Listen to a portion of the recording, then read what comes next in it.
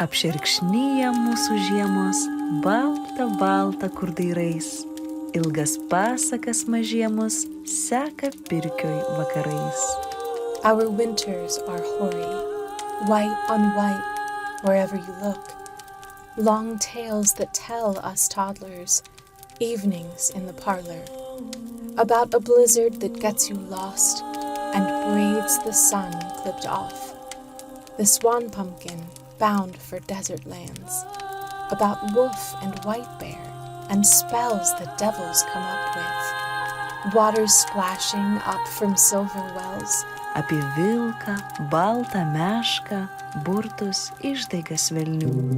Apie vandenis, kur teška iš sidabro šulinių. About the third son, Jonas, the proud horseman he is, and Agla, the water snake's wife, whose children changed into trees, and how the grieving orphan girl came empty-handed back, how the pines wading big drifts found no way to climb out. Brenda pušys per pusnynus ir išbrist niekaip negal.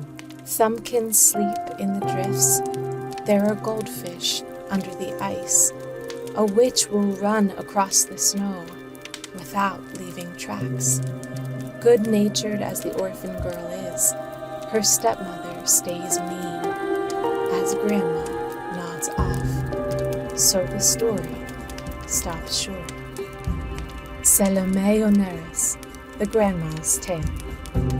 Našlaitėlė gero būdo, o jos pamotė pikta. Bet senelė užusnūdo ir jos pasaka baigta. In this green northern land, history and legend have met and fused. With the martyrdom of Saints Antanas, Eustachius, and Jonas in 1347, the Baltic Sun Cross, once carried by pagans, became the cross of Jesus Christ. Lithuania was once the largest country in Europe. Its earliest Christian contacts were with the Orthodox Church, and the first church built in Lithuania was an Orthodox church. Through centuries of history, from its first and only king, Mindaugas, to the time of the Grand Dukes, to the union with Poland in the Commonwealth of Two Nations, to the partitioning between the empires of Eastern Europe, to early independence in the 20th century, to invasions and occupations of both Nazis and Soviets, to becoming the first nation to break away from the Soviet Union, this proud people has kept their faith in Christ, among them centuries of Orthodox Christians and dozens of saints. But there is still much work to be done in this little land where Orthodox Christians are a minority. Welcome to the Wolf and the Cross, an Orthodox Christian pilgrimage in Lithuania, a documentary from Ancient Faith Radio created and written by Father Andrew Stephen Damick and Richard Rohlin.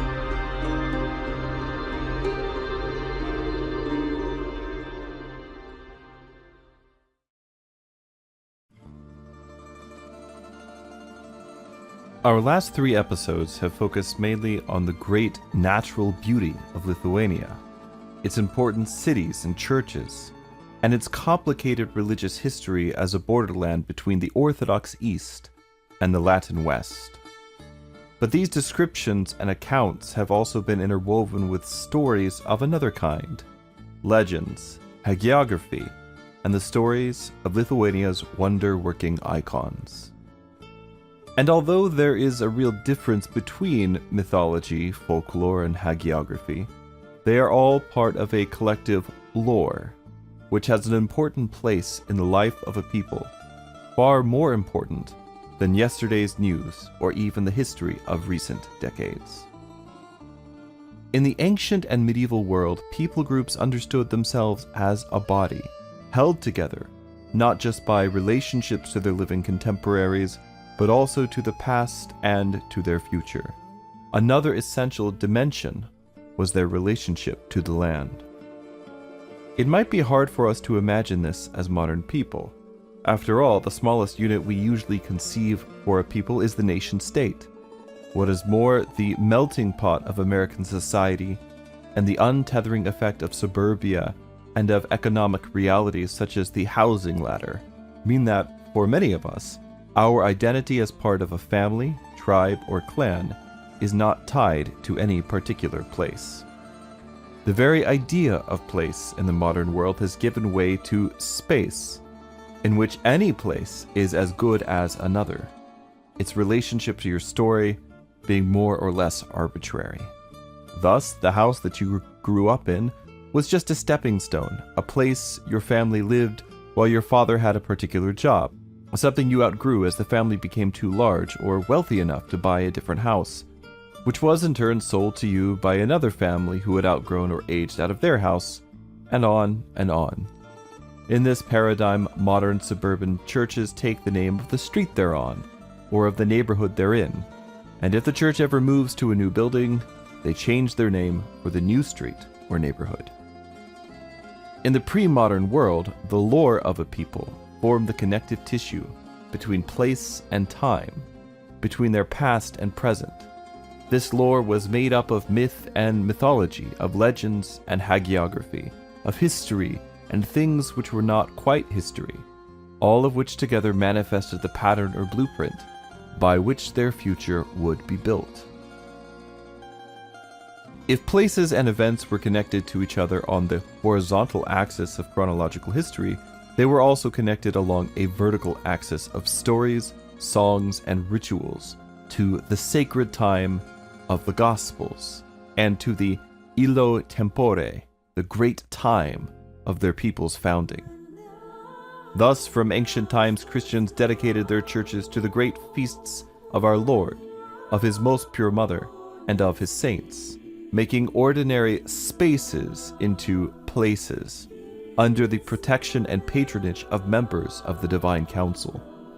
When those churches celebrate their patronal feast days, local history is caught up into the history of redemption in a way which saves not only the souls of those who participate, but also the history, in chronological time, of a people.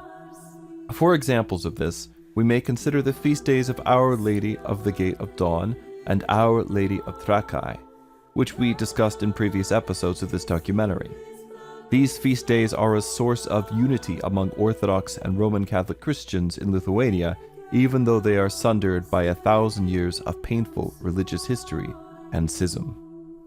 If hagiography, relics, and wonder-working icons function in this way at the highest level of reality, at the summit of the mountain, so to speak, legends, folk tales, and fairy tales function in a similar way down at the mountain's roots. The legend of the Iron Wolf transforms Gediminas Hill from simply one of 1,000 hills into the birthplace of the Grand Duchy.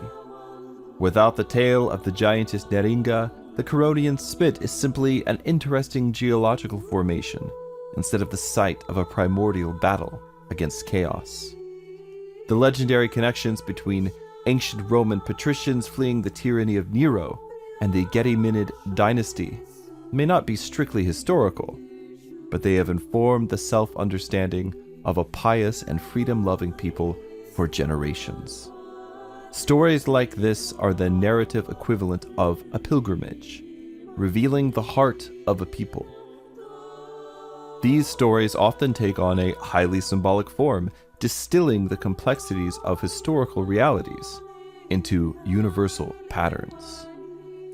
In this episode of The Wolf and the Cross, we will take a closer look at the stories and legends of the Lithuanian people which connect them to their past and inform their future. I'm Richard Rohlin, and this is Episode 4, The Cuckoo and the Serpent.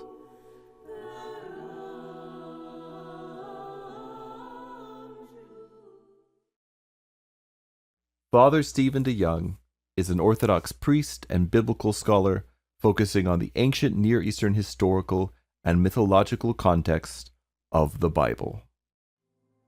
So the fundamental difference between myth and mythology is that myth is a story that is still alive, whereas mythology is the study of a story that has essentially died. And the place or the context where a story lives is within the context of ritual. And sometimes that ritual is in a context that we as modern people who divide these things up would say is religious ritual. Sometimes it's in a cultural context. We divide religion from culture, from politics, from other things. But those lines really originally didn't exist, and they're still at best sort of dotted lines or arbitrary lines drawn to divide these things for study that don't really exist. Really, these things are kind of a whole, the life of a people in its various expressions.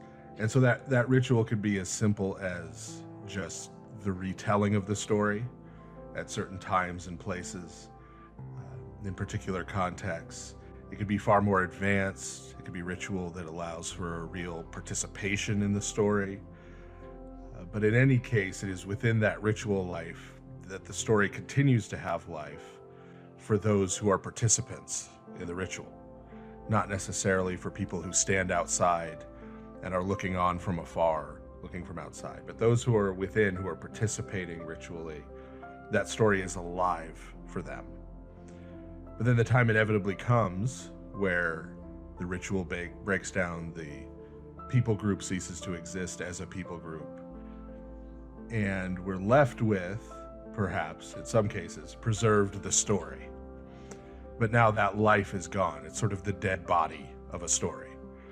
And so that dead body can be studied and dissected, and it becomes mythology. It gets pulled apart into its component parts, studied, looked at, interpreted in different ways, attempted to be reapplied maybe in different ways. So an example of this, the story of Demeter and Persephone is pretty well known. But for a person who traveled for weeks or months to go and participate outside of Corinth in the mysteries of Demeter, who had entered into this, what was a profound spiritual experience at the time, that story had a resonance and a meaning and a life and a shaping effect on their life that it doesn't have to the scholar or layperson reading it today. It's just a fundamentally different thing now that it's dead. And so as scholars read it and as it gets taught, the leftover story gets taught as, oh, well, this is how they explain the changing of the seasons, as if the story is just sort of primitive science. Or it gets read as an example of the lost virgin motif in ancient myth, which has a number of instantiations, including Jephthah's daughter in the book of Judges. But none of these get at in any way the experiential quality that it originally had in its original context, its original ritual context where this story was told and retold. Now it is sort of dead.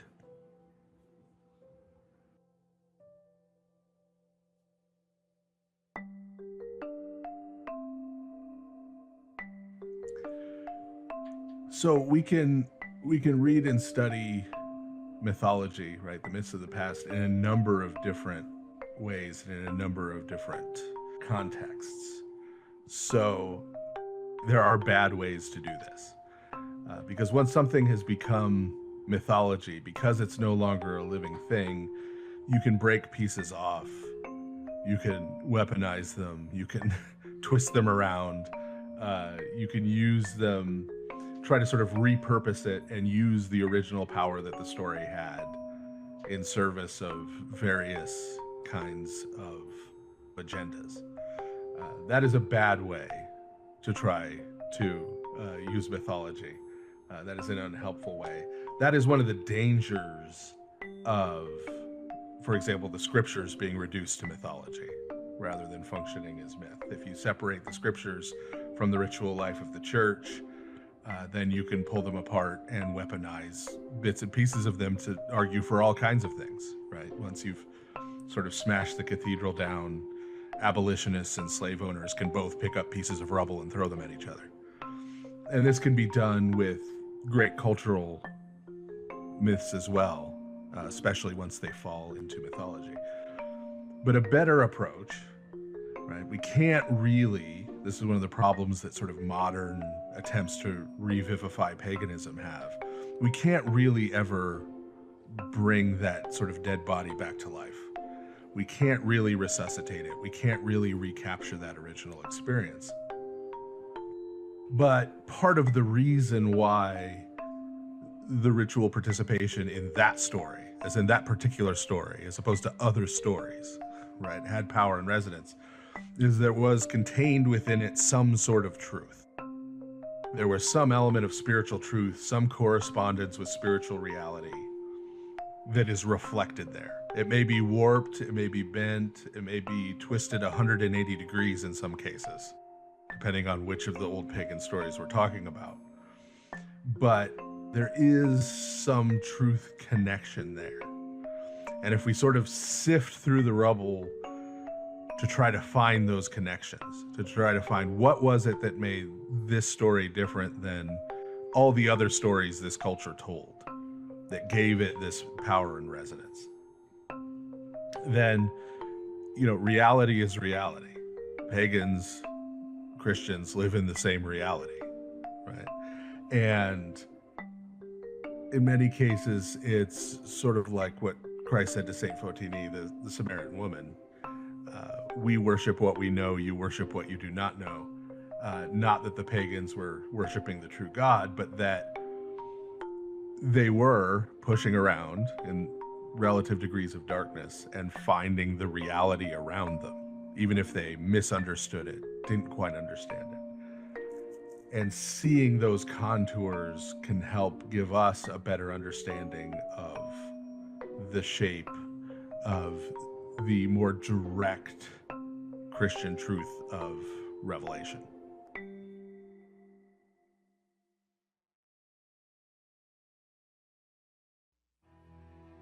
When the English priest and poet Layamon began writing his great alliterative chronicle at the end of the 12th century, he began where earlier chronicles such as Wace and Geoffrey of Monmouth had begun, at the fall of Troy. According to these medieval chronicles, the island of Britain had been founded by Brutus of Troy, a descendant of the legendary Trojan hero Aeneas. According to ancient Roman legends, later immortalized by the poet Virgil, Aeneas had been one of the great heroes of the city of Troy, spared from death by his mother, the goddess Venus, or Aphrodite, to lead a remnant of the Trojan people to Italy, where his descendants would eventually found the city of Rome. Thus, the English chroniclers tied the history of the island of Britain, named after Brutus, according to ancient etymologies, back to the most important mythic historical cycle of the medieval world, the fall of Troy and the founding of Rome. Modern historians, of course, dismiss these claims out of hand. But regardless of their quote-unquote historical value in the modern sense, they tell us something very important about the medieval world, and about how medieval people conceived of themselves as being the successors of the classical world and of the vast inheritance of culture and literature that begins with Homer. It is also important to understand that for them, this was part and parcel with their Christian inheritance. In the world of early Christendom and the Middle Ages, for a people to convert to Christianity also meant finding themselves in the story of Troy and Rome. Perhaps there is no clearer example of this than the fact that St. Constantine the Great, when he built his city of New Rome, or Constantinople, in near proximity to the site of ancient Troy, intended that it should be from the beginning a Christian city, the first city in the ancient world built without any pagan temples. Over the course of early Christendom and the Middle Ages, various cities, provinces, and peoples wrote themselves into the ancient stories, connecting their legendary ancestors to the descendants of great Hellenic or Trojan heroes, as well as to the sons of Noah and the table of nations found in Genesis 10. The Lithuanians were no exception. In the first two episodes of this podcast, we focused primarily on the history of Lithuania leading up to Jogaila, who ruled over a unified Poland and Lithuania and made Roman Catholicism the official religion of his kingdom. As with other European peoples, such as the Kievan Rus, the large-scale conversion of the Lithuanian people to Christianity is also the beginning of another very important addition to their society: literacy. And one of the first things a newly literate people do is to begin to write their own chronicles. By the 15th century, a chronicle which showed the way in which the Lithuanian people were connected to the larger universal story of Europe and of the Christian world had become increasingly important. Beginning in 1385, the Grand Duchy of Lithuania was connected to the Kingdom of Poland via the personal union. This relationship was eventually formalized at Lublin in 1569, when the Polish-Lithuanian Commonwealth took its most durable shape. But the interim period of nearly 2 centuries proved to be critical for the formation of Lithuanian national identity. During this time, Poland was Lithuania's gateway into Western Europe, and interactions with Latin Christian civilization were at first filtered through that lens.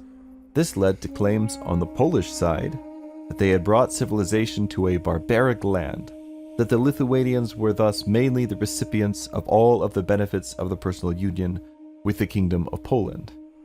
At least partially in response to this, between 1420 and 1520, the first Lithuanian chronicles were composed.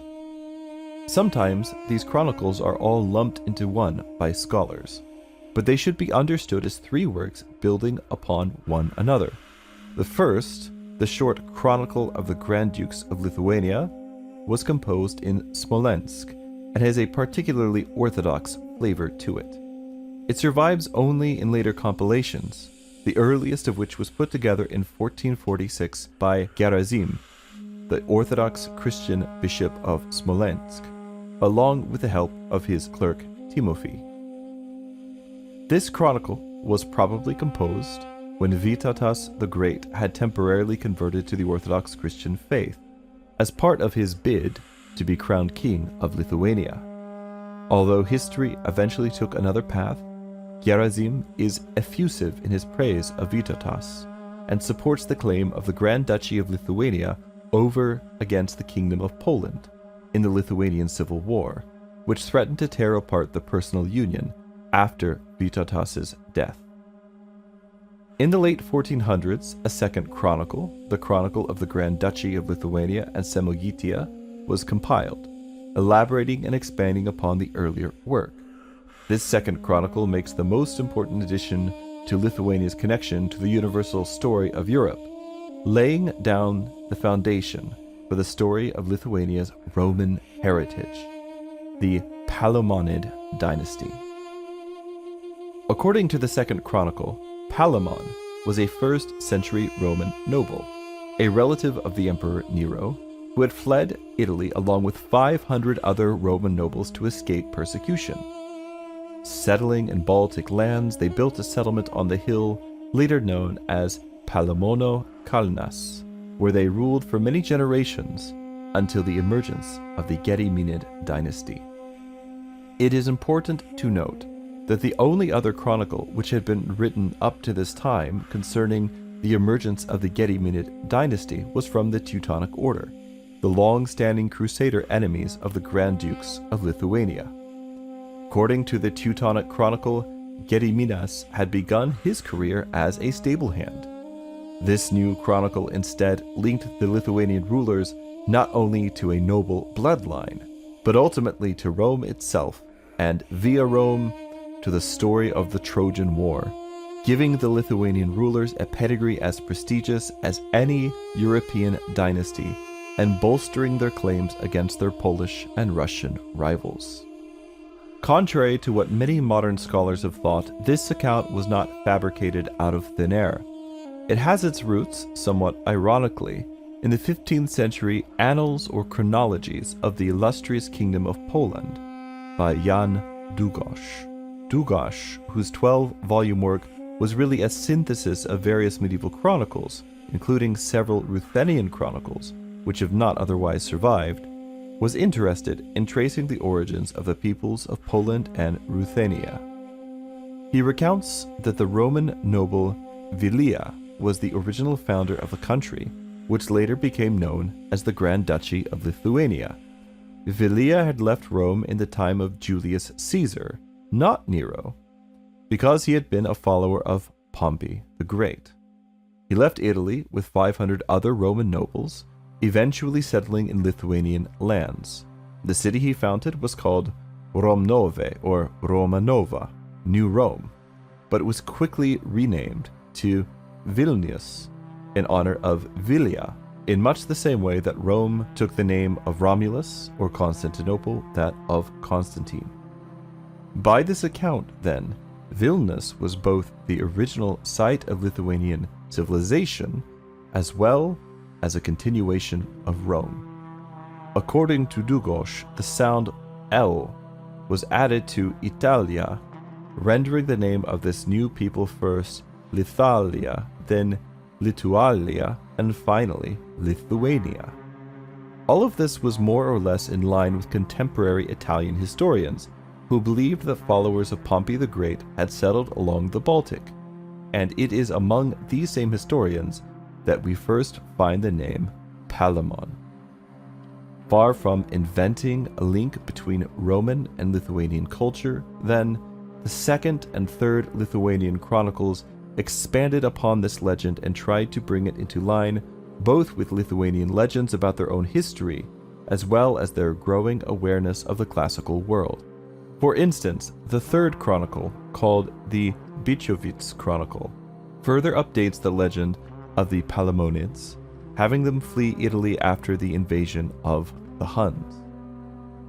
Although the legend of the Palamonids has not been accepted as historical fact since the beginning of the 20th century, it proved durable enough to have a profound impact upon the collective Lithuanian consciousness.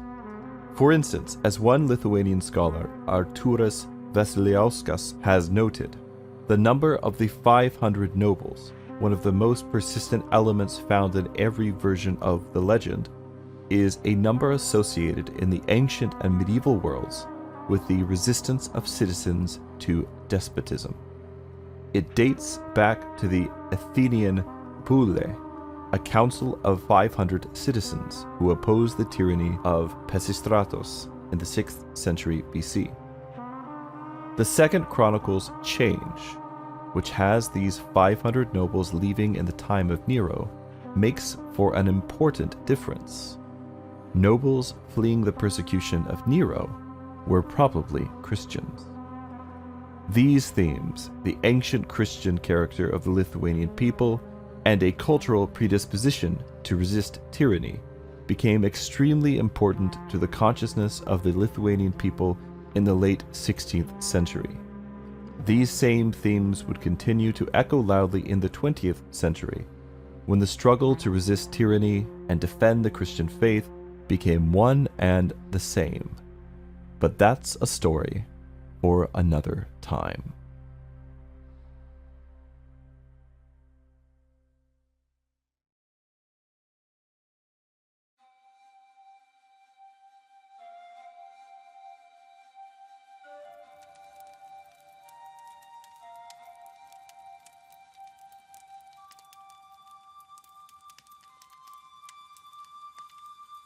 Agla, Queen of Serpents. Long ago, in another time, there lived an old man and his wife. They had 12 sons and 3 daughters. Their youngest daughter was named Agla, and she was the most beautiful girl in the whole countryside. One day, Agla and her 2 older sisters decided to go swimming. They laughed and bathed and splashed about in the river, and when they were done, they climbed up onto the riverbank to dress and to comb their hair. But when Agla was about to put on her clothes, she saw something wriggling in her blouse.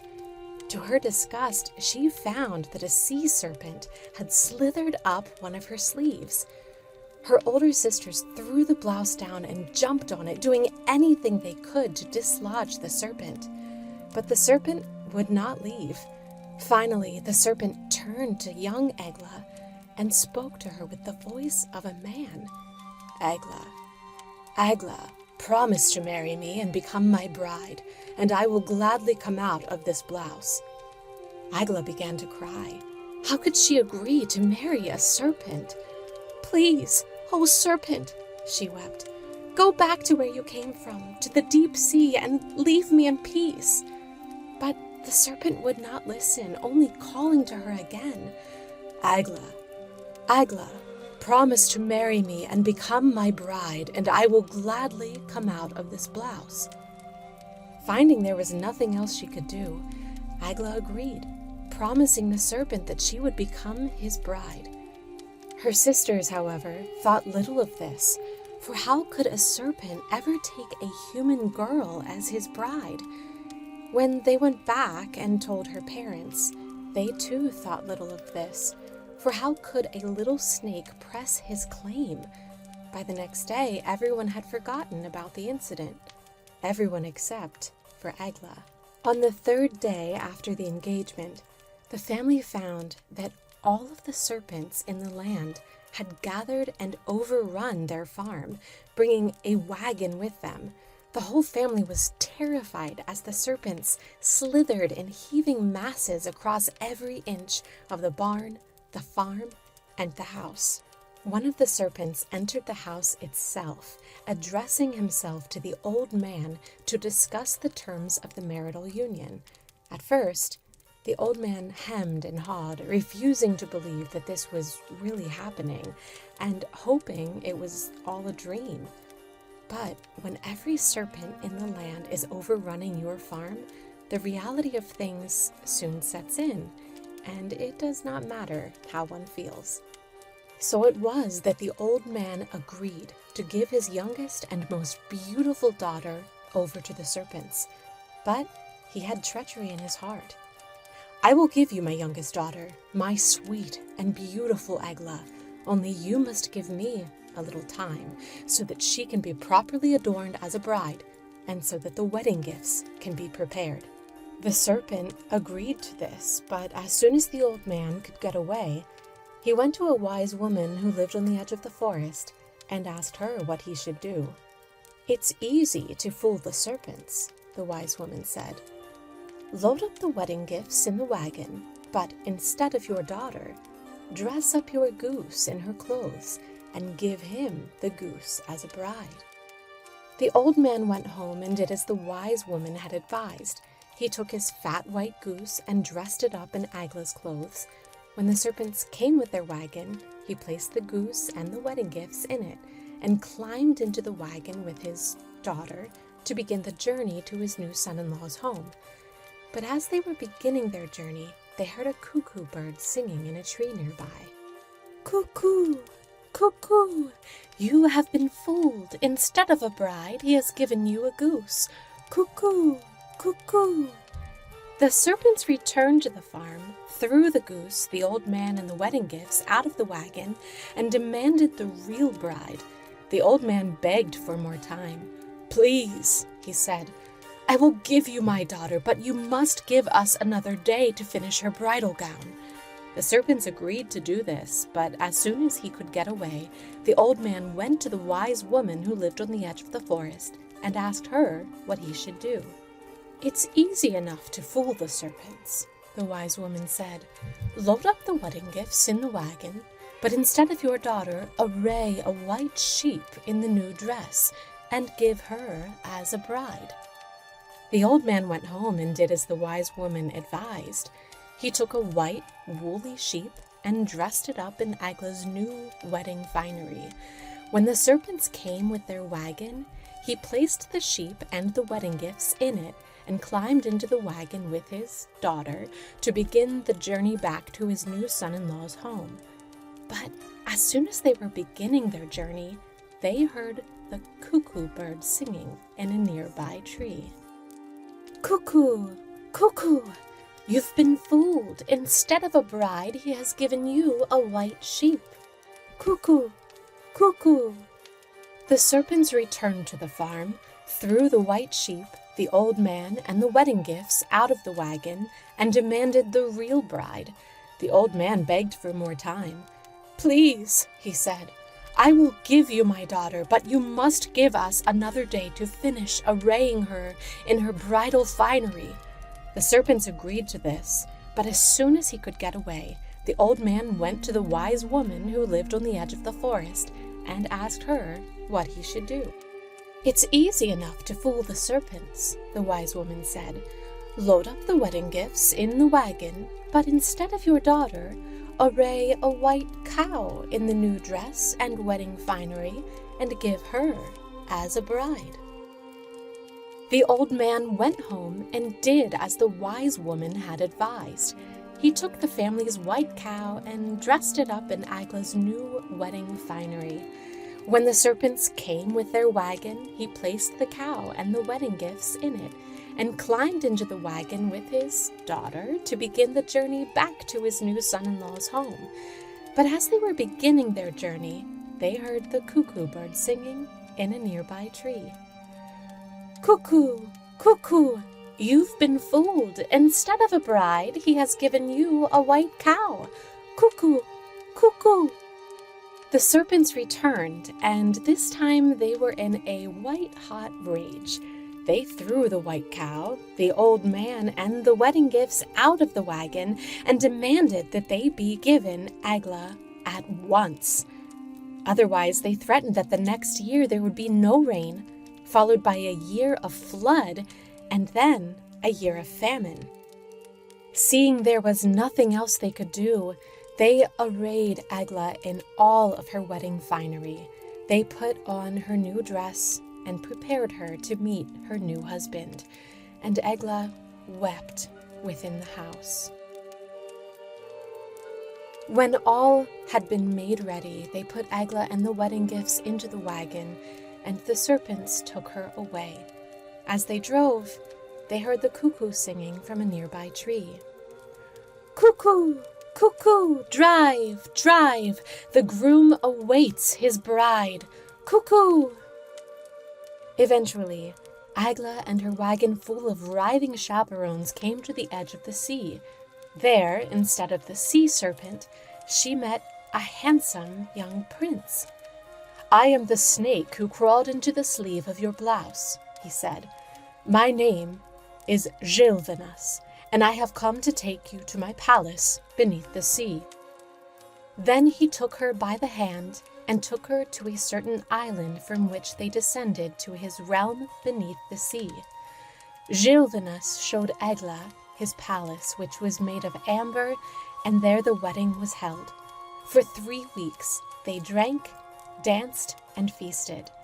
There were many beautiful guests in the serpent's palace, and Agla became happy and forgot her sorrows, her family, and her homeland.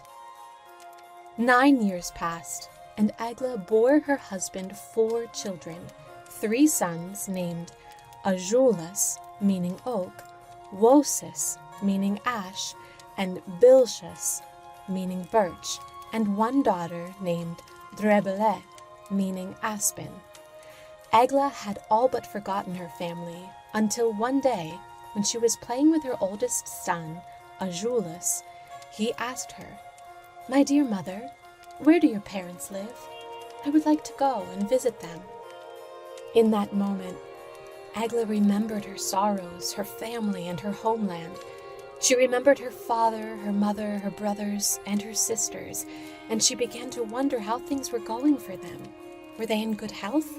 Had they prospered in the 9 years she had been gone from the world beneath the sun? Perhaps they had all died after so many years. She yearned to see her family and her homeland again. But her husband, the serpent, Gilvanas, would not even listen to her entreaties. She asked him again and again, and finally he showed her a spindle of silk and told her, "Very well, but first you must spin this tuft of silk. Afterwards, I will let you go and visit your family and your homeland." Agla sat before the spindle. She spun all day. She spun all night.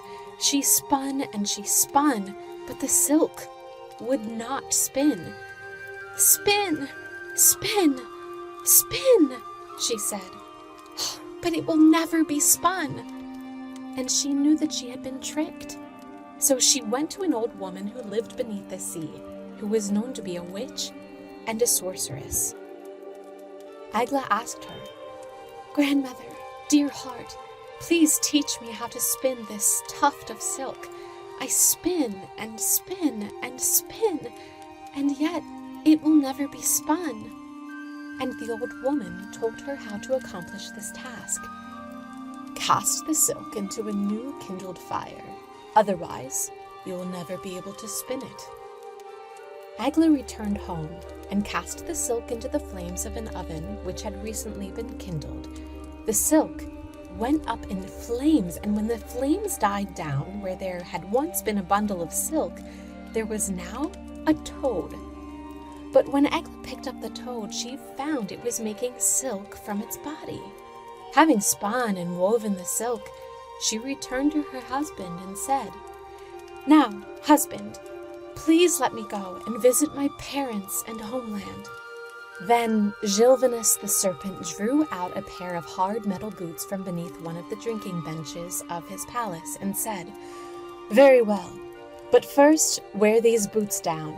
Afterwards, I will let you go and visit your family and your homeland." Agla put the boots on her feet. She stomped around the palace and even dragged her feet along the stone floor, but the boots were thick and were not at all worn down. "Stomp, stomp, stomp," she said. "But they will never be worn down. Walk or do not walk, but these boots will last forever." So she went back to the old woman who lived beneath the sea, who was known to be a witch and a sorceress. Agla asked her, "Grandmother, dear heart, please teach me how to wear down these boots of iron. I stomp, and yet they will never be worn down." And the old woman told her how to accomplish this task. "Go to a blacksmith and wear them down in his furnace," she said. "Otherwise you will never be able to wear them out." Agla did as she was told. She took them to a blacksmith and wore them down in his furnace. After 3 days of stomping, the boots were worn down.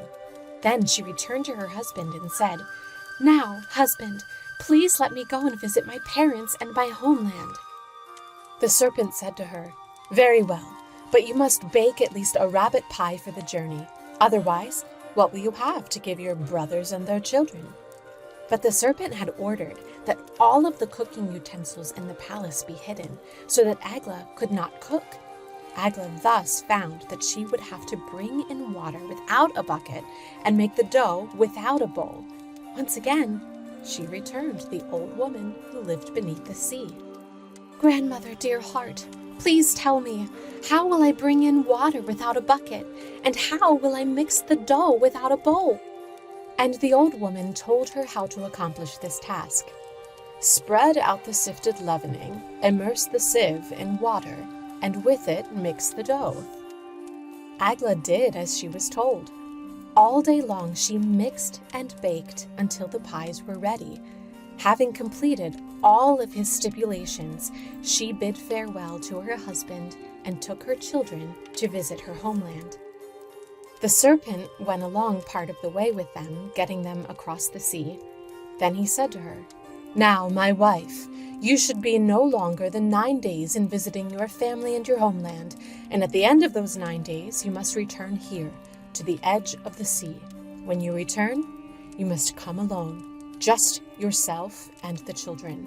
When you approach the sea, call for me like this: Gilvanus, dear Gilvanellus, if alive, make the sea foam milk, if dead, make the sea foam blood.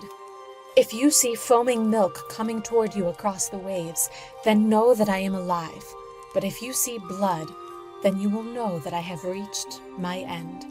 While you are at your parents' home, neither you nor the children should let this secret be known. Don't tell anyone how to call for me." Having said all of these things, the serpent bid farewell to his family and wished them a swift and safe return. For her own part, Agla felt great joy in returning to her homeland. All of her relatives, in-laws, and neighbors gathered around to ask question after question.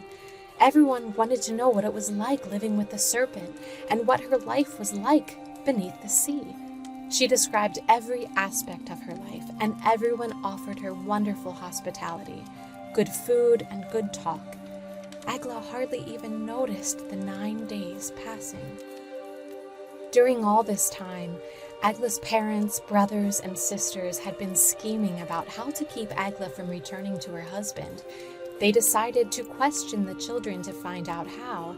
When their mother returned to the beach, she was supposed to call for her husband. Once they knew this, the family could go down to the seashore, call for the serpent, and kill him.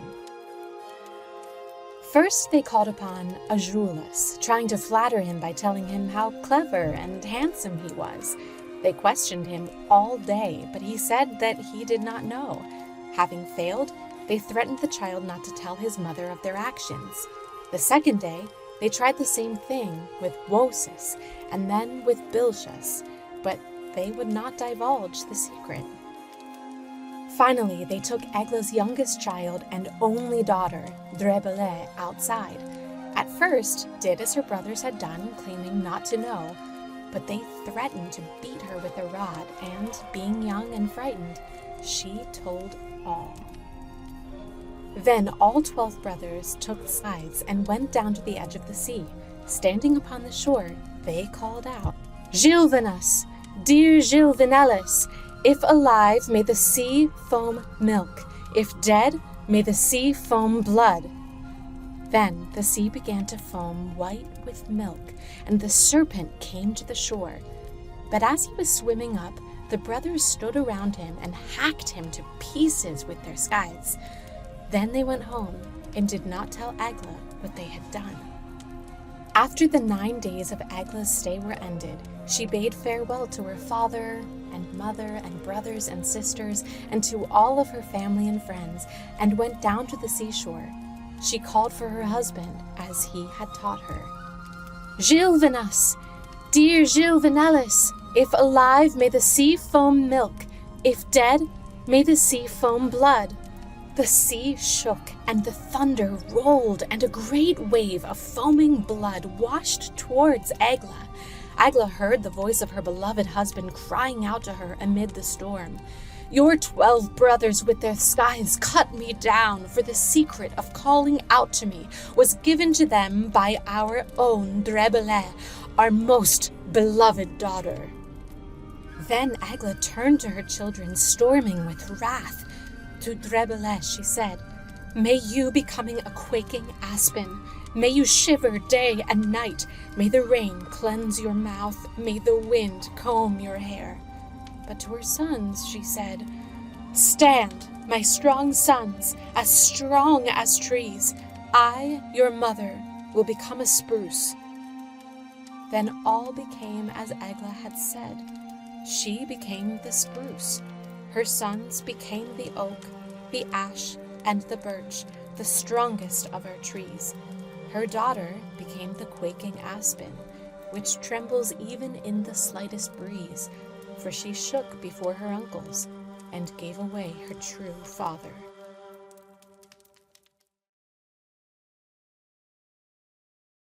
Curonian, or the Curonian Spit, is a thin, curving spit of land and forest. Some 68 miles long, it shelters Lithuania's Baltic coast. As with many places in Lithuania, it is steeped in history and legend. According to local folklore, it was raised by a giantess to protect her people from the raging storms sent by a sea serpent. Since those days, its dunes have seen Vikings and Teutonic knights move to swallow villages, and stood in silence as European luminaries from Napoleon to Thomas Mann marched, lived, and found beauty in its dancing trees and fine, sandy beaches. For me, it was one of the most beautiful and eerie places we visited during our pilgrimage. Currently, the territory of the Curonian Spit is divided between the modern state of Lithuania and Russia's Kaliningrad Oblast. To get to the Spit, we took a ferry from the city of Klaipėda, then drove across the Spit to the town of Nida, the largest settlement on the Spit, and a popular resort destination for Lithuanians and Germans. As we drove, we passed log homes and fishing shacks built in a style that reminded me of traditional German homes built by colonial settlers in Pennsylvania. These, along with the presence of a Lutheran church and graveyard in Nida, are a testament to the ongoing German presence on the Spit going back hundreds of years. In the Middle Ages, the Curonian Spit was the site of Kaup, a major trading settlement occupied by pagan Old Prussian tribes, the first stop on the Baltic trade route, sometimes called the Amber Road. It is difficult to overstate the ubiquity of amber on the Curonian Spit and elsewhere in Lithuania. In well-trafficked areas, booths and shops advertise amber wares every few dozen yards. Because of its wealth and importance, Kaup was a frequent target of Viking raids. Sometimes these raids were successful, other times, not so much. The Curonians were one of the ancient Baltic tribes, which was later basically assimilated to Lithuanian and Latvian nations. The Curonians were one of the reasons why the Vikings didn't attack Lithuania that much, because in the 9th century Vikings attacked the Curonian city of Apollo, and that city successfully defended itself, and they beat Vikings. Later on, Vikings returned with very large armies, and this very large battle in Apollo is mentioned in the chronicles, and although they succeeded the second time, but the losses were so huge that Vikings decided not to pursue this land anymore, and that's why they often attacked the countries which are in the north of Lithuania and in the south of Lithuania, but never that frequently attacked Lithuania. One of the impressions on the Curonian Spit, which is the most difficult to convey, is the utter silence of the place. Perhaps you've taken a walk in the winter right after a fresh snowfall. Do you know the hush that falls over the landscape as the snow muffles everything except the soft crunch of your footfalls as you walk?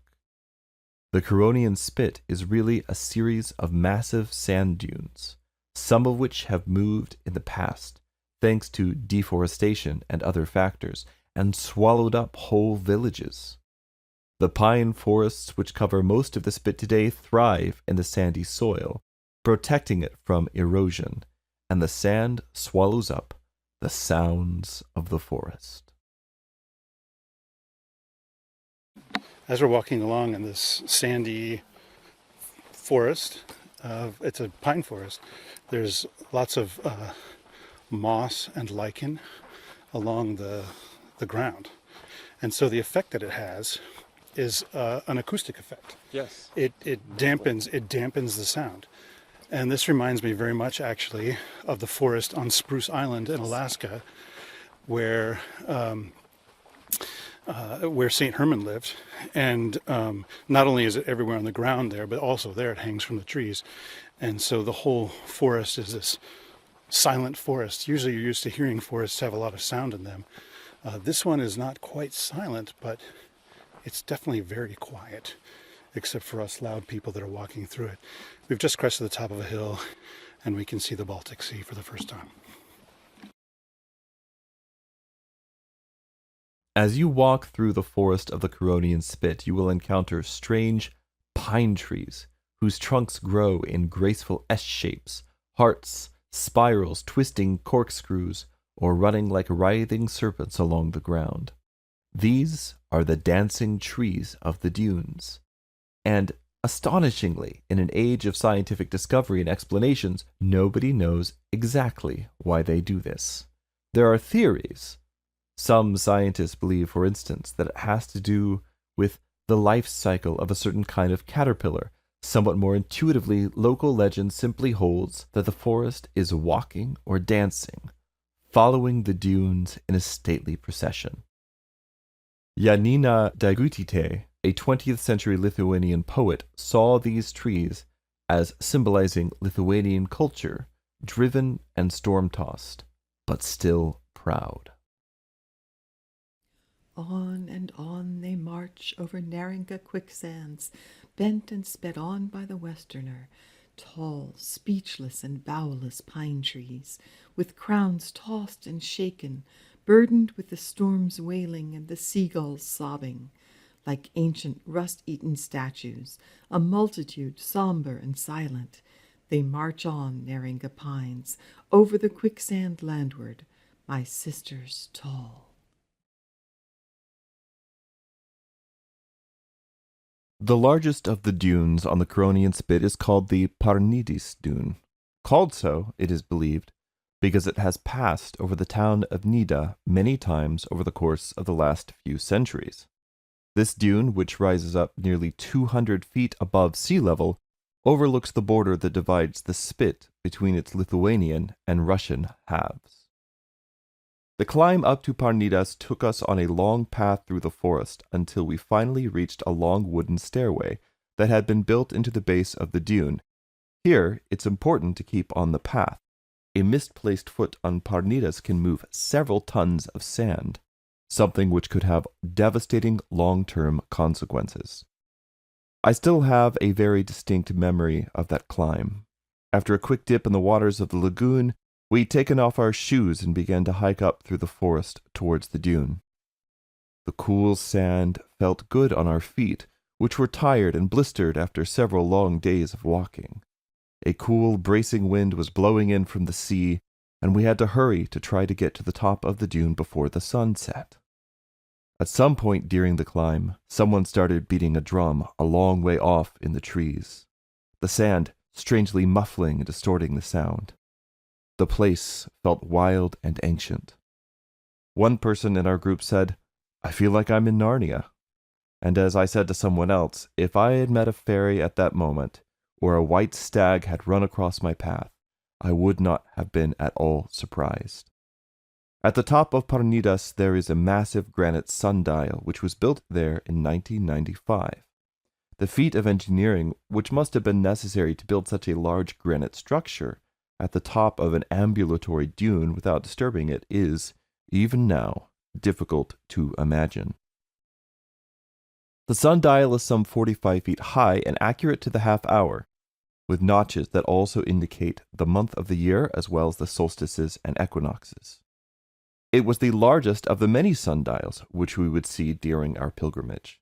The granite stones of the sundial are engraved with Norse runes, which seem to be an attempt, perhaps like the Hill of Witches, about which I will say more later in this episode, to make a nod towards the area's pre-Christian past. There is also a phrase engraved on the sundial in Latin, Lucem demonstrat umbra. The shadow reveals the light. So yesterday we climbed the dunes here on the Spit, and which the entire Spit is basically sand dunes. Right. So even the part that we're walking on right now, which is pretty solid because of all the tree roots and whatnot, is sand. Like it's all sand. And so there are these dunes. I'm trying to remember the name. It's like the Paranidos dunes. What was the name of the dunes? Oh, the Parniju. They're called that because they've actually gone over one of the local villages multiple times and sort of like eaten the village up. Oh. And okay. so. Oh yes, here's an inscription that says Agla. She's the queen of serpents. Oh whoa! Hold on, got to take a picture of that. And so but at the top of the highest dune, or what was the highest dune when they built it, because obviously dunes move around quite a bit. There's a large sundial, and it's a sundial that's built in a, let's say, a vaguely neo-pagan fashion. Okay. There wasn't anything explicitly neo-pagan about it, except that all the markings are done in like ancient runes. And ancient Lithuanian writing, and it had a very sort of a pagan vibe to it, and it had a motto that was written in Latin and then Lithuanian at the base of the sundial, which basically just said, I'm trying to remember the Latin now, but light demonstrates or reveals shadow, which is a which struck me as a very interesting, which struck me as a very interesting thing to put on this sundial, which was, again, in this place where there are a lot of little neo-pagan kind of things. Right. I did look it up to saying later, and it is apparently a not uncommon motto to find on sundials. I actually found a wonderful 19th century book called The Book of Sundial Mottos, where some guy had just gone around England Amazing. and written down such a book every exists. Latin motto that he'd ever found on a sundial and just arranged them alphabetically. So it's not an uncommon one, but the thing to think about, this is a liminal space. The fact that it's actually made on dunes, right? And the dunes will sometimes swallow your village. Right. Is pretty fascinating to me, and so sort of situating this hill of witches, this place where the witches come out, the demons come out, the old gods come out, to have their parties, and the way that the old, you could say it's almost like the dark side of Lithuanian nationalism, right? Is this Nedius? Sort of the Neptune figure from Baltic mythology? Yes. Nedius, yeah. Neptune or Poseidon, essentially. Yeah. Is that Naringa's father, or? Yes. Okay.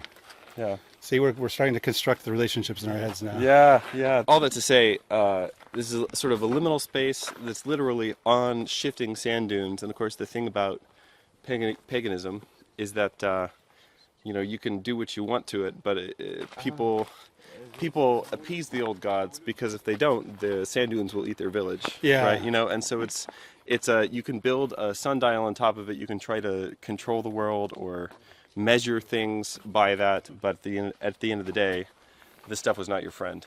Right. And ultimately, it all belongs to God. Yeah. Yeah. Yeah.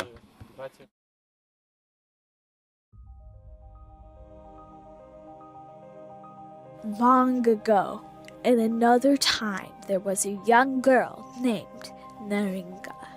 Naringa was found by the kindly fisherfolk who lived on the coast between the forest and the sea, near the mouth of the river Nemunas, in a land that is now known as Lithuania.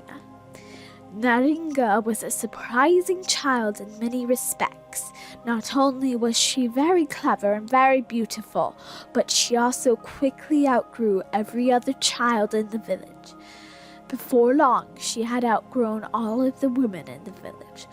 Before much longer, she had outgrown all of the men in the village. At this point, there could be no doubt she was a giantess. However, she was kind, and she used her strength to help and protect the fisherfolk. Some even said that she was the daughter of the god of the sea. When it came time for Naringa to marry, it was clear that no ordinary groom would do. Any man who could marry such a strong and beautiful woman must be quite strong himself. So a contest was held, and word of it went out to all of the surrounding towns and villages. Whoever could cast a stone the farthest could marry the beautiful Naringa. A suitor, some say that he was himself a giant, threw a stone all the way from Klaipeda to the village where Naringa lived. He won the contest, and the two were betrothed. But Naringa had also attracted the attention of Naglis, a dragon or sea serpent, and in his rage he sent great and violent storms to batter the fisherfolk of the coast. In her love for them, Naringa raised up a great spit of earth and sand to shelter the people who had taken her in and cared for her as a child, and this land became known as the Curonian Spit. But some say that Naringa and her lover fought and killed the sea serpent and built the great dunes of the Curonian Spit over his body, forever freeing her people from the terror of the dragon.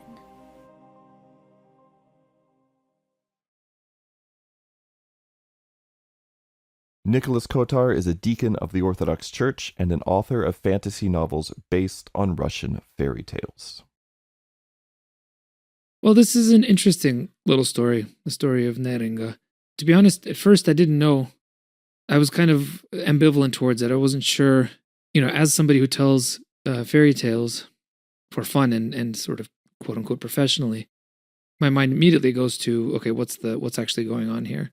But also as somebody who appreciates fairy tales more than myths, and here I'm using the technical term that Martin Shaw oftentimes differentiates between fairy tales and myths in the following way, where he talks about how fairy tales are a kind of extreme compression of reality into a single point, so that instead of having the hugeness of human experience expressed through concrete, expressed through large movements or large actions or large characters, everything is compressed to a point, to a single character doing a single thing that, if you're paying attention, you understand represents something much larger than itself. Myths are the opposite in his definition. They purposely speak about great things in metaphorical language as opposed to small things.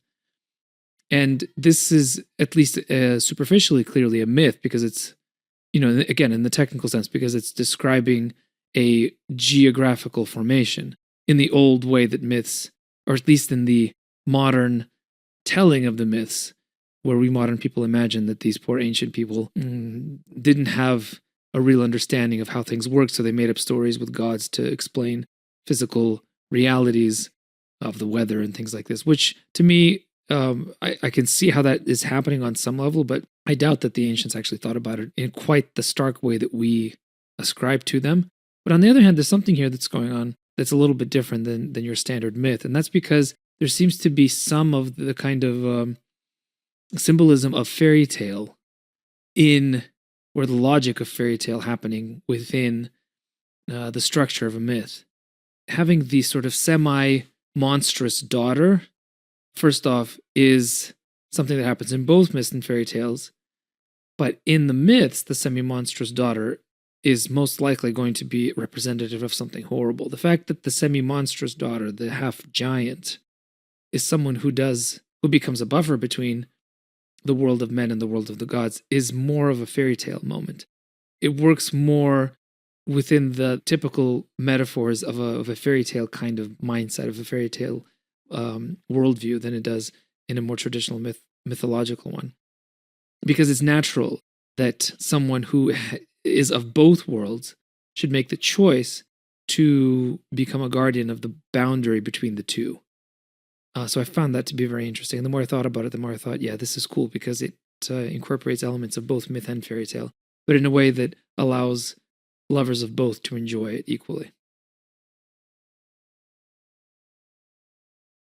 So we will go up so-called Mount of Witches, and actually Lithuania doesn't have mountains, so when we say a mountain or something like that, usually it's just a small hill, and this hill in the 19th century, during the rise of nationalist feelings,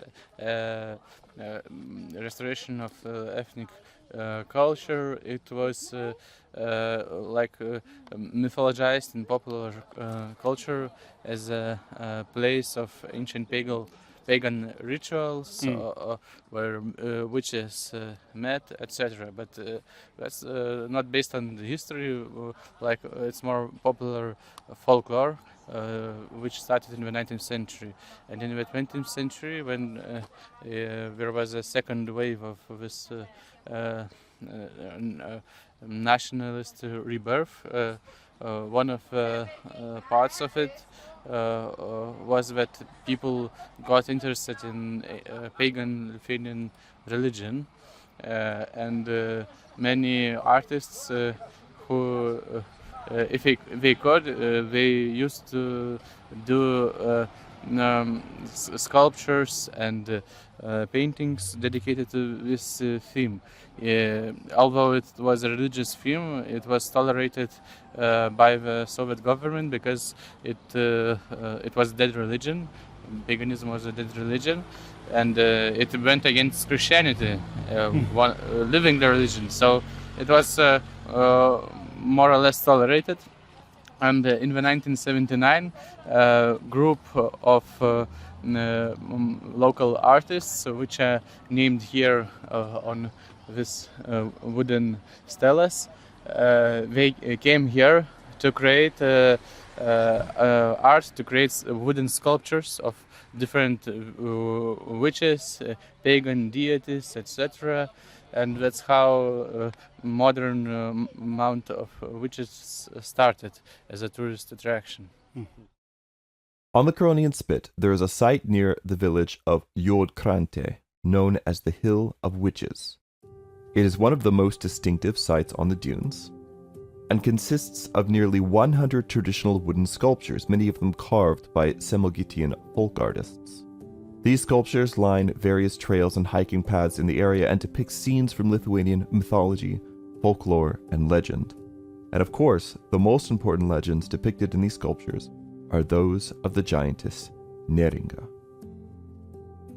So it's interesting as we're walking in this place that has these sculptures from folklore and pagan stories to think about the question of how it is that a Christian nation interprets these things, right? Yeah.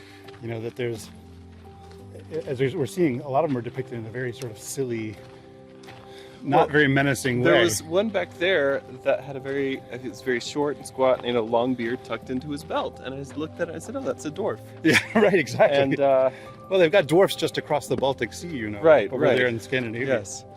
Well, and so that's the thing, is that very often what happens that all that is left, you could say, after the old gods of a nation are broken, all that's left is like little monsters that are more or less harmless, that exist out in the fringes. Obviously, we're deep in the woods. This is where fairy tales happen. And this being, you know, a spit, right? Yes. Which is a long sandbar on the edge of the sea. It's the edge of the world. Well, and so you weren't here last night, but last night we went out and we stood on the edge of the spit and we looked into the sea as the sun was going down in the east, or the west rather.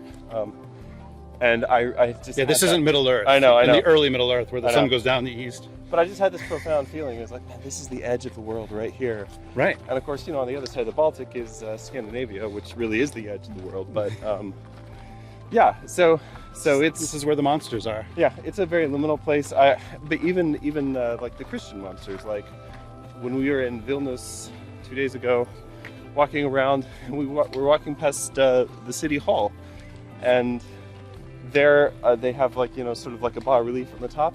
And I looked up at it and I squinted and I said, "Is that a giant or a monster or something?" And you said to me, "That's Saint Christopher." It's Saint Christopher. Who is so yes, the answer is yes. Right. Who is the patron saint of Vilnius? So it's like even the saints who are kind of have taken these cities and this land under the patronage, right? There's a little something monstrous about them.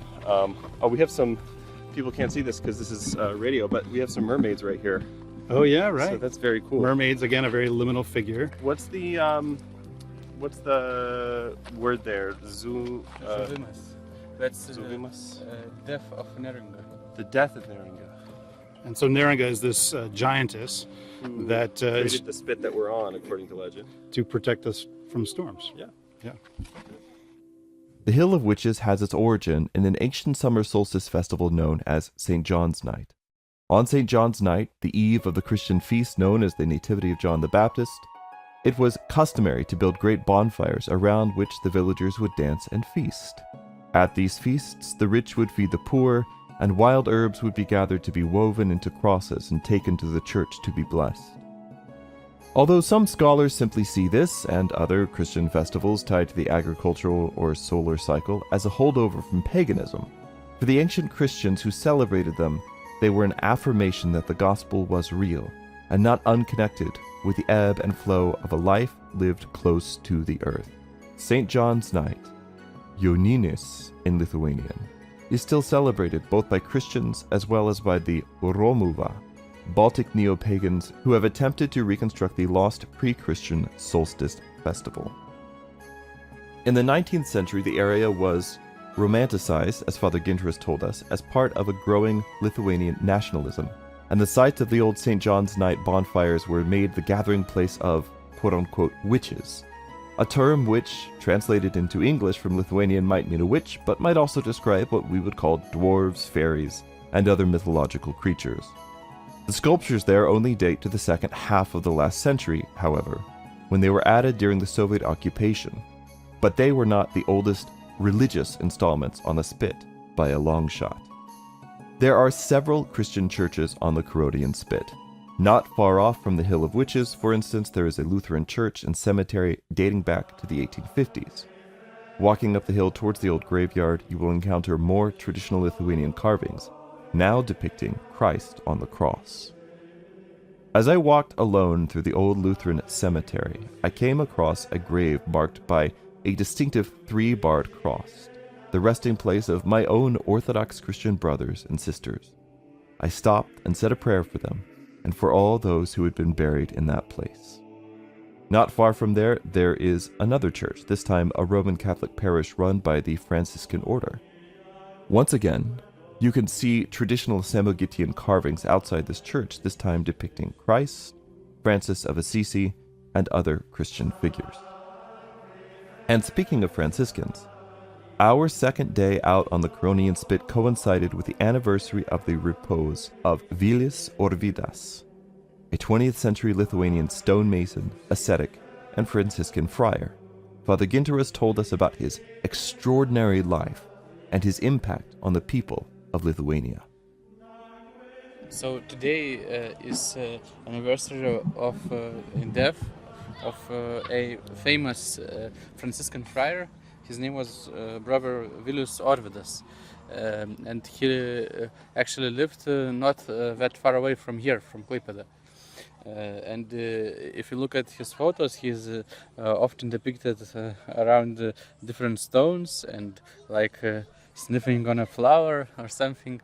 So he was this kind of ascetical hippie. He lived, he collected stones and he lived like around them, like he was sleeping on stones, he ate only vegetables, and he was like this very happy person. And many people adored him, venerated him as a holy person. Many people came to him, and even I remember a story when I studied religious studies in a secular university. I was taught ecumenical theology by one Catholic theologian. He passed away. He's very famous. His name is Valdas Mackela. He was a lay person, but a very charismatic scholar and catechist. And many people have found God through him. And he influenced my faith too a lot. And he told me that when he was a young hippie, he went to Brother Vilius to look what is this Christian hippie, how is he like, what will he say, etc. And he went together with two friends. One of them was a Satanist, and they went to this Brother Vilius, and he didn't tell them anything. He just offered a plate of his food. Valda said that this food was disgusting. It was like some kind of vegetable mishmash. And so they ate together, they slept together, and he didn't really preach anything or say anything. So, and my teacher, Valdas, he said that this left a great impression on him because he saw a very joyful, happy person who was just living the fullest kind of life. That was one of the reasons behind his conversion. He influenced his encounter with God. And today, because it's an anniversary, an article was published about Brother Vilius, and in this article, one of the Franciscan friars who knew Brother Vilius, he says, when Brother Vilius died, even homeless people wept in the streets, and we said, "Oh, our Vilukas," this is like a beautiful kind of saying Vilius, like our Vilukas, he has passed away. You know, everyone, even homeless people wept and were sad that he passed away.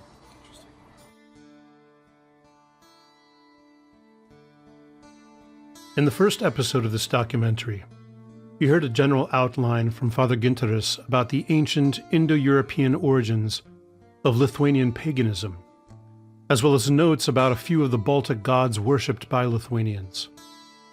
We also heard the first written down piece of Lithuanian mythology, the myth of Sovius, which is said to introduce the practice of cremation and sacrifices to the various Baltic gods.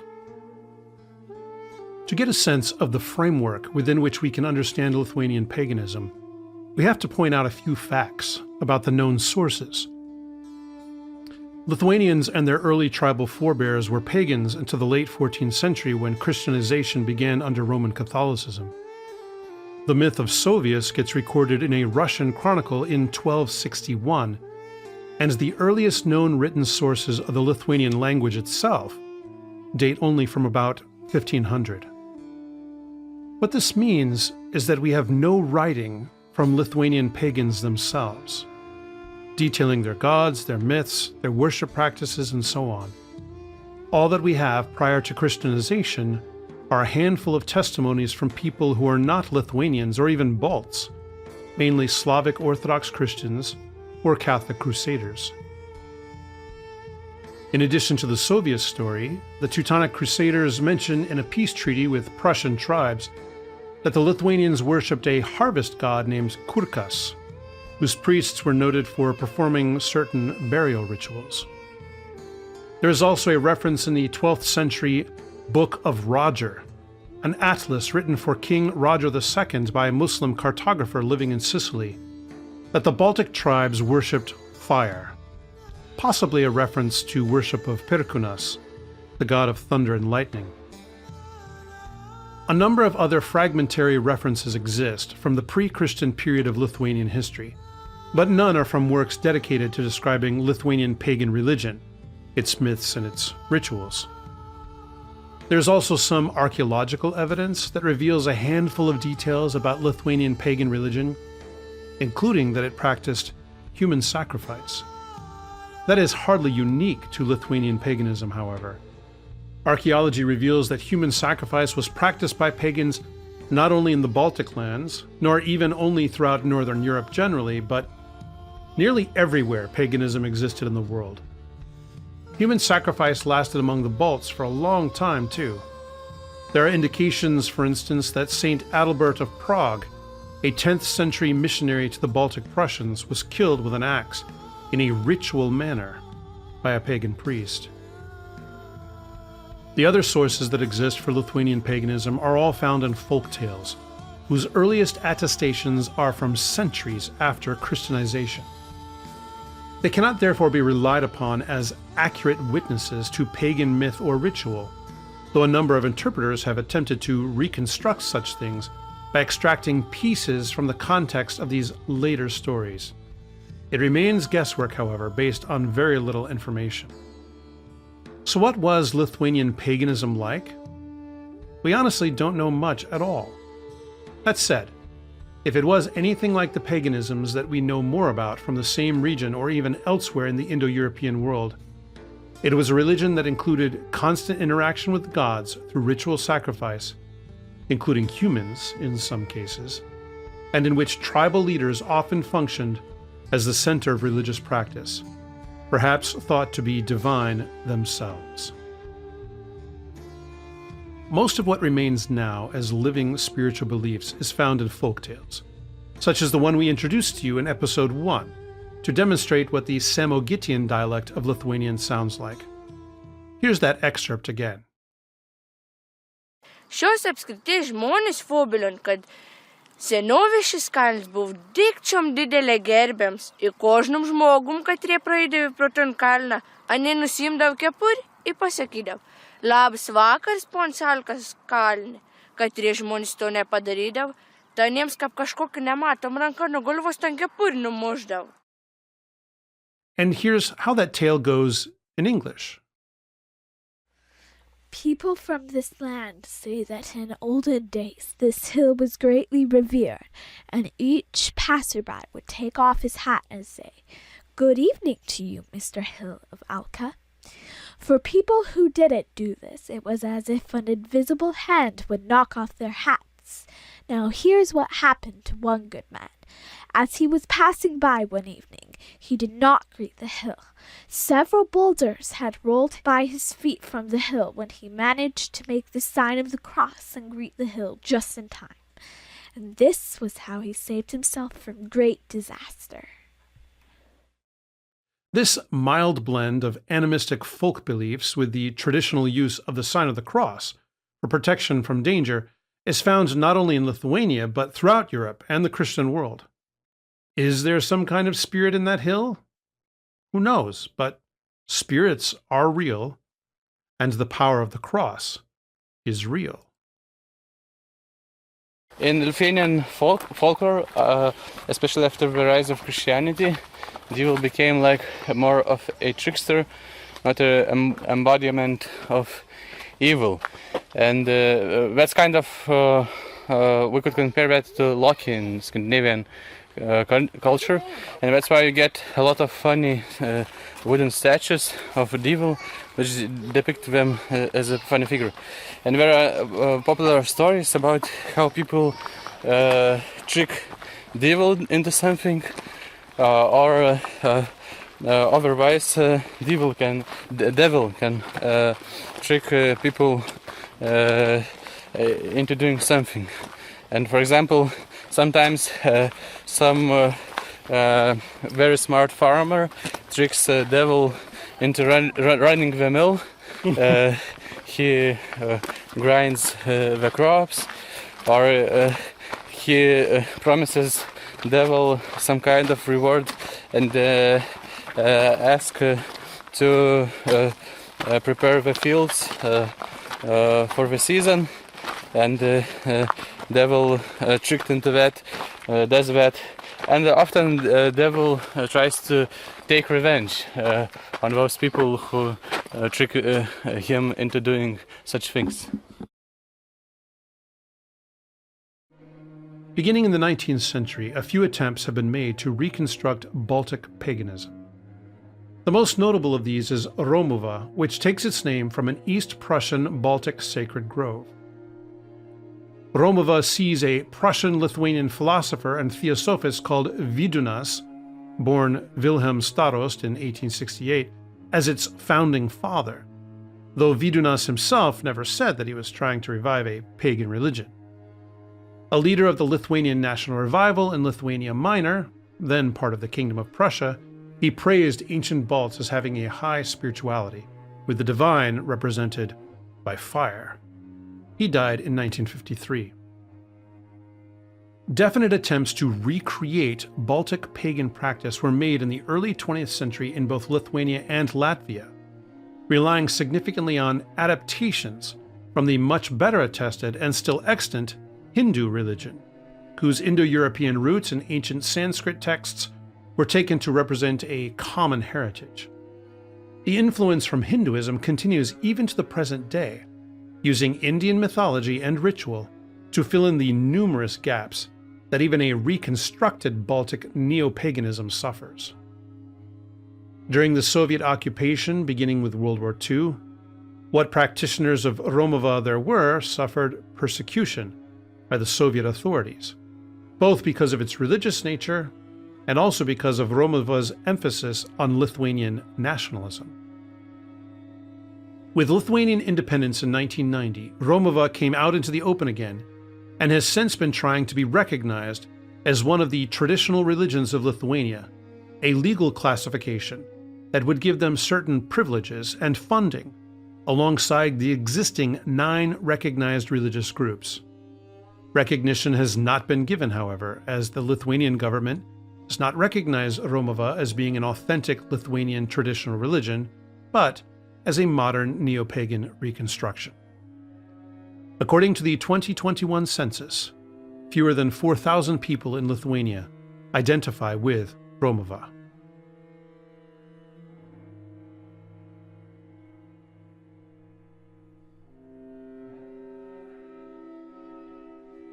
Urate and Castitis. Long ago, in another time, a young man named Castitis lived beside the shore of the Baltic Sea. Now Castitis was a fisherman, and deeply afflicted. with the longing of the sea. It is important to this tale that you know that Castitis was a handsome young man. Some say a giant, or the son of a giant, and that beneath his proud and noble forehead, his eyes blazed like coals. He would sail out over the deep for days on end, seeking its mysteries and treasures and drawing up its fish into his nets. You might say that Castitis was too successful, for all of the sea creatures began to complain. "Soon the sea will be empty of fish," they said, "if someone does not make Castitis go home to his mother."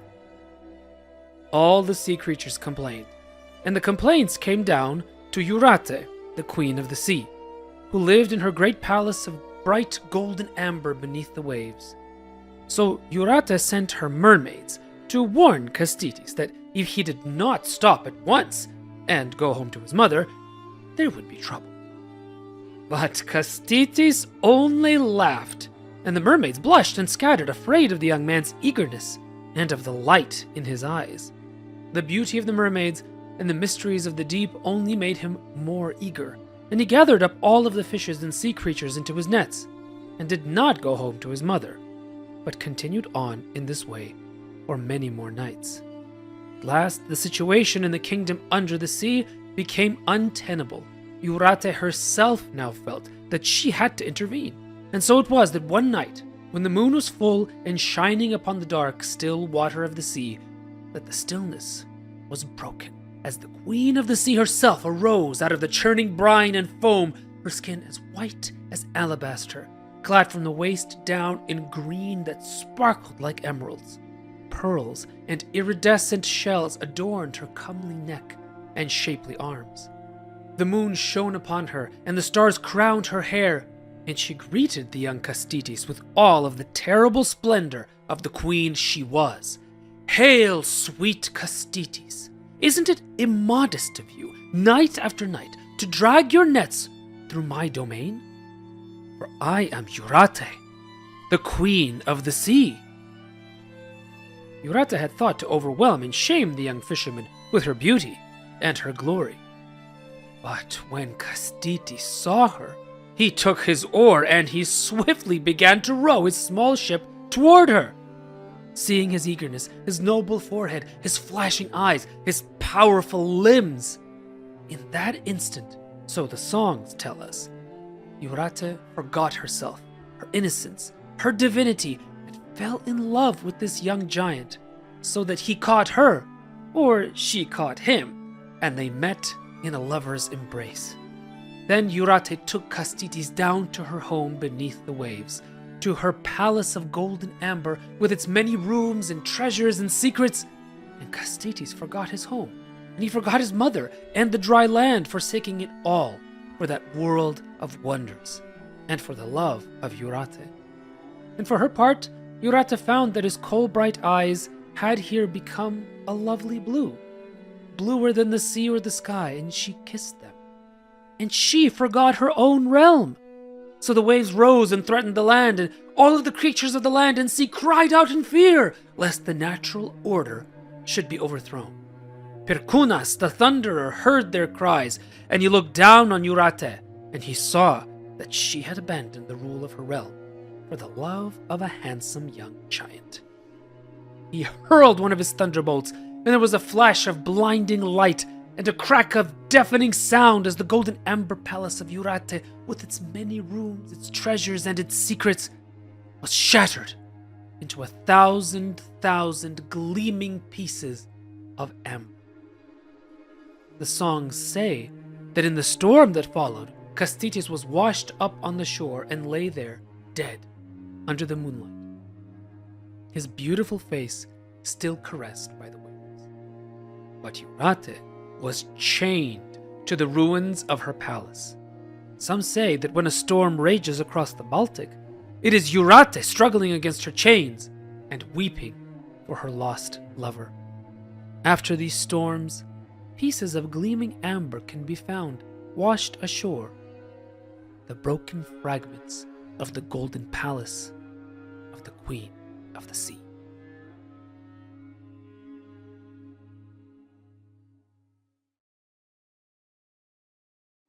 The Swan Queen. Long ago, in another time, there lived an old man and an old woman. Every morning they went out to the nearby forest to gather kindling for their fire, and the moment they left the house, a white swan would come flying there. She would fold and put aside her wings, and, turning into a beautiful maid, she would light the stove, cook the dinner, clean and wash everything, and then fly away again. The old people had not a care in the world, for they returned home each day to find everything done for them, but they were filled with wonder as to who their kind helper was. One day, the old man remained home alone. He hid behind a tub and waited to see what would happen. After a time, who should come flying into the hut but a swan? She folded her wings, laid them aside, and, turning into a maid, went to the well for water, and the old man at once took the wings and burnt them. The maid returned with 2 pails of water. She looked and saw that her wings were gone. She burst out crying and wept long and bitterly, for this meant that she was parted from her mother and father and her own dear love as well. But there was nothing she could do, so she stayed with the old people, living with them as her daughter. Now, the king himself was once out hunting near the forest not far from where they lived. He saw the maid and liked her well, and he said to the old people, "I must have the maid for my own. Give her to me, and you can have as many pieces of gold as you like." The old people were filled with sorrow at this, but it is not good to refuse a king in such matters. So the old people gave him the maid. The king brought her to his palace and married her, and in due time a son was born to them. One day the queen came out into the garden with her baby son. Looking up, what did she see but a flock of swans flying near? At their head flew her old father himself, singing as he flew. "In that garden bright my daughter I see. Though she has no wings, yet swan is she. Her fingers are covered with golden rings. To her little son a songs she sings. From a little gold book she reads him a tale. A kerchief of silk behind her trails. A pair of white wings to her I'll throw, and she'll leave her son, and with us she'll go." The queen's heart grew heavy. The tears poured from her eyes, and she sang out in reply, "Do not throw me the wings, for you come too late. I won't leave my son to an orphan's fate." Just then the king came up to her. "Why are your eyes red with weeping?" he asked, for he could see that something was wrong. "Our little son cried, and it made me cry too," the queen replied. On the next day her mother flew over her, and on the days that followed her brother and her sisters, and they all sang the same song, but the queen refused to heed any of them. The last to come flying over was her own dear love, and he sang as he flew. "In that garden bright my beloved I see. Though she has no wings, yet swan is she. Her fingers are covered with golden rings. To her little son a songs she sings. From a little gold book she reads him a tale. A kerchief of silk behind her trails. A pair of white wings to her I'll throw, and she'll leave her son, and with us she'll go." The queen could contain herself no longer, and sang out in reply, "A pair of wings throw down to me, and with you I'll fly beyond the sea." The swan, who was her own dear love, threw a pair of wings down to her, and she left her son and flew away with him. But her love met his death soon after, and her heart filled with sorrow again. As for the king, her husband, he waited and waited for her, but as she did not come back, he married Loma the witch. The new stepmother took a dislike to her stepson and treated him very badly. But every night, the Swan Queen would come flying to the palace at night, fold her wings, wash and fondle her son, and then fly away again, singing. The king and his wife repose in their bed. The palace guards, too, sleep the sleep of the dead. But every night and without fail, my only son, he sobs and wails. Then Before flying away, she would lull her son to sleep, and he would not wake till she came back again. Till at last the king was filled with wonder as to why his son slept so long. One night he saw the swan come flying into the palace. She changed into human shape, lulled her son to sleep, and then turned back again into a swan and fled away. The king thought and thought how to keep her with him, but he could not think of anything. He thought of setting his hunters upon her, but he loved the queen still and was not willing that any harm should come to her. So things proceeded in this way. Loma the witch mistreated her little stepson. The Swan Queen came each night to dry his tears and put him to sleep, and the king watched and loved her from afar. As I said, things went on in this fashion for many nights until one day an old man came to the palace.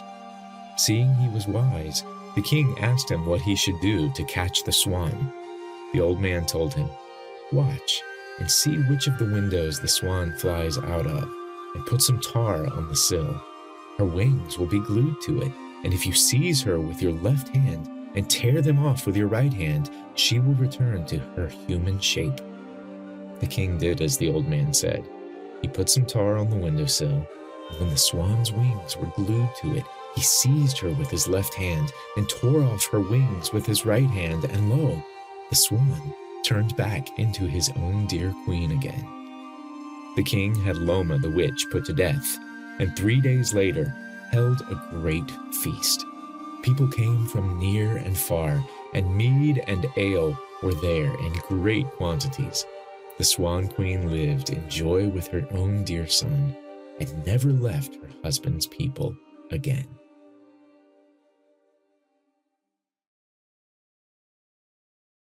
The forest of Lithuania made a deep impression on me, and in this I am not alone.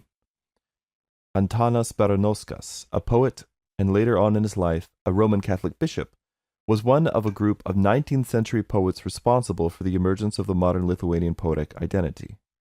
At the time he began to write poetry, Polish was still considered the respectable language for poetry. Baranoskas' interests in the Lithuanian and Samogitian dialects, their beauty and their differences, resulted in attempts to write poetry in the language of his heart.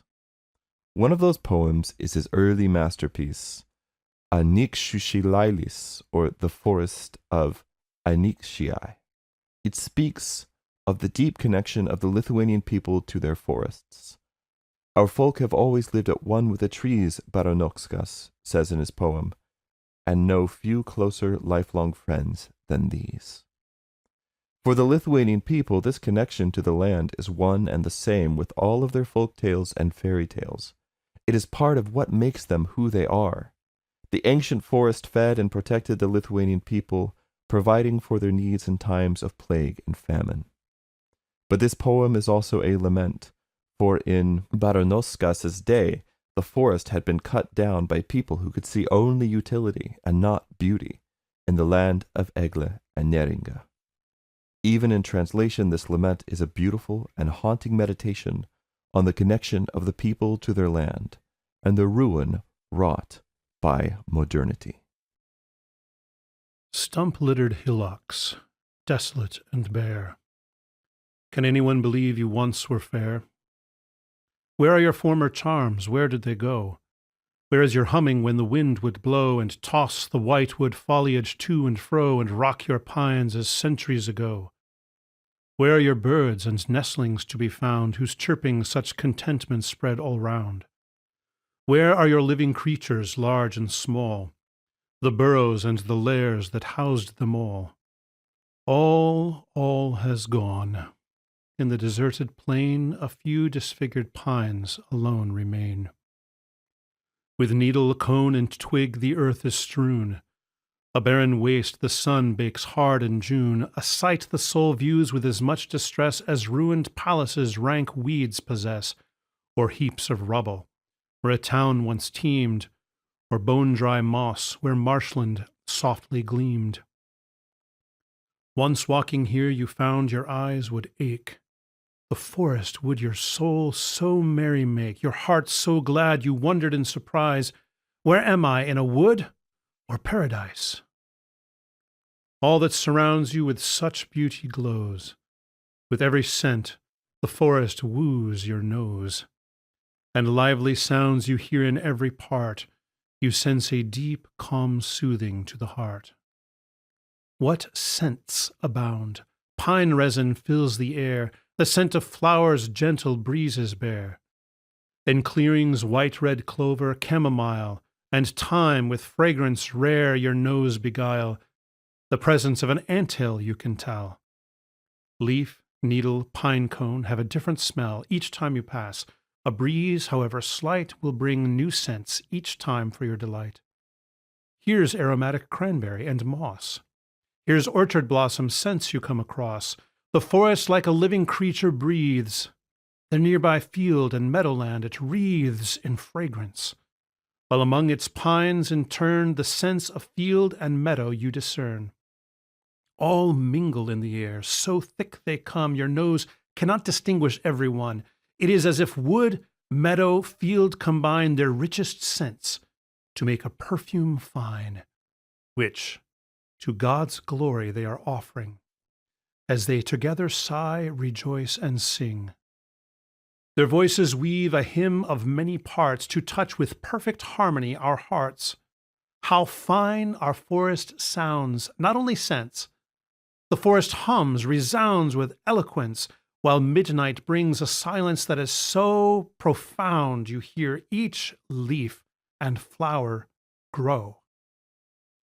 Hear tree to tree in gentle whispers call, each star through heaven move, each dewdrop fall, the heart is hushed. Such peace reigns everywhere, the soul soars heavenward in quiet prayer. But when the new day dawns with gleaming brow and blades of grass dew-laden earthward bow, the forest wakens, night-time silence flees, and day again resumes its melodies. That rustle? It's a leaf the breeze has stirred, or stirring in its nest a waking bird. That crackling? It's a homebound wolf who, loath to hunt by day, breaks through the undergrowth. A captured duck the fox bears to his lair, a badger scurries from his burrow there, a roe bounds past, a squirrel neatly takes a flying leap onto a bough that shakes, a stoat or marten rummages about. The forest creatures are all up and out. There was a time when beauteous calm the forest breathed, our hearts to soothe and charm. For Lithuanians relish calm and ease, as lush grass relishes a gentle breeze that stirs dark ripples as it passes by. We often weep in woods, not knowing why. For it is there we feel a pain is eased, the heart soothed and anxiety appeased. Warm tears born of a sentiment unique come rolling then like pearl dew down the cheek. Long afterwards our lungs breathe the forest air, our breast as gently stirs as pines do there.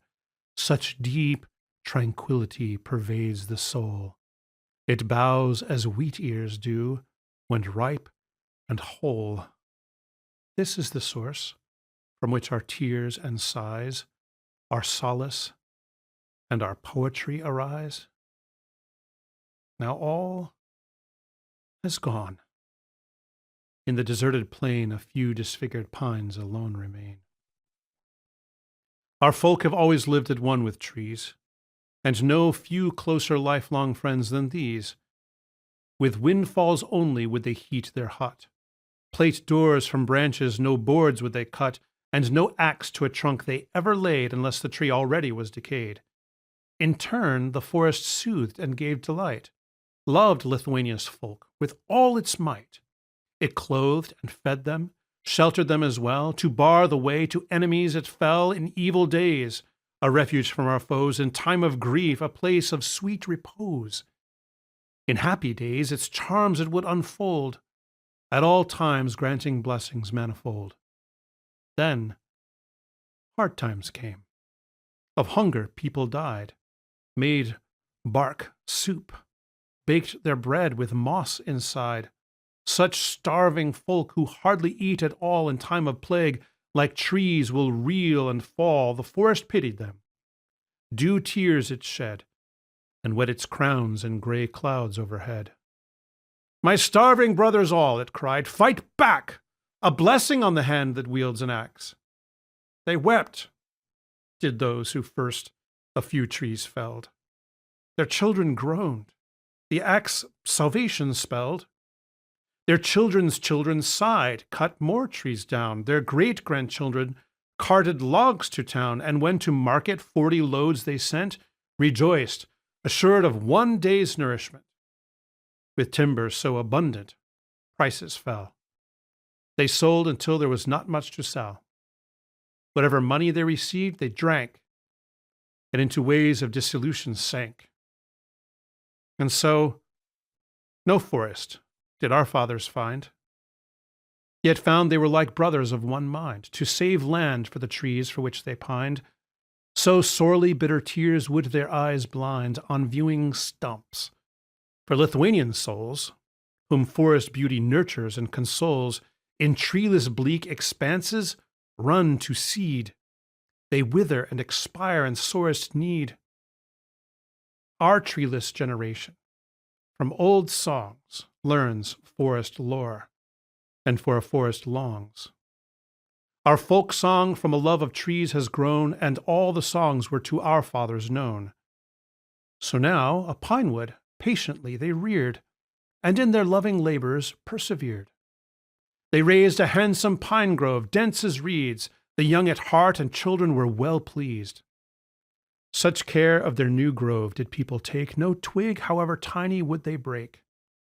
Anikshe town rejoiced, the trees looked good, and people went elsewhere for firewood. Then came a forester, who toured the site, dug ditches, posted watchmen day and night, barred grazing, mushroom picking. He seemed strict, but on the sly sold wood and mushrooms picked. He lied to his superiors. When folk complained, he punched them and their teeth he broke.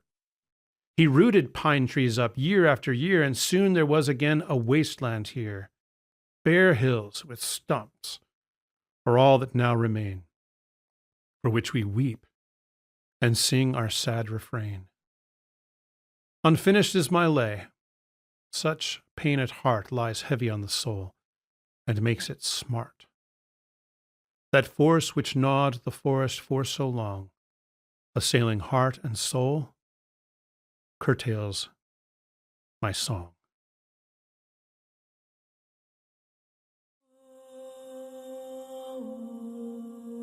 I went to Lithuania because I love history and wanted to walk in the places where that history happened. But I also found that the soil of Lithuania is teeming with myths and legends growing right around its roots. This was episode 4, and we've got a lot more stories to tell. The Wolf and the Cross, an Orthodox Christian pilgrimage in Lithuania, is a documentary created by Father Andrew Stephen Damick and Richard Rohlin, based on a pilgrimage made in August of 2022. This episode was written and narrated by Richard Rohlin, with direction and additional writing and narration by Father Andrew Stephen Damick. Thank you to our voice actors, Deacon Nicholas Kotar, Catherine Hyde, Justina Trinkonaitė-Sungailinė, Brandon and Leslie Talley, and Lucy Rohlin. Our producer and editor is Trevor David Roth. The Lithuanian folk music for this series was provided by Agnevias, Lucia Vaicina-Vičiūtė, Solos Petrakis, and Raitilai, whose music you can find on Spotify and YouTube. Liturgical music was provided by the Amnos Choir, directed by Multinele Justina Trinkonaitė-Sungailinė, as well as Protodeacon Viktoras Minoitas.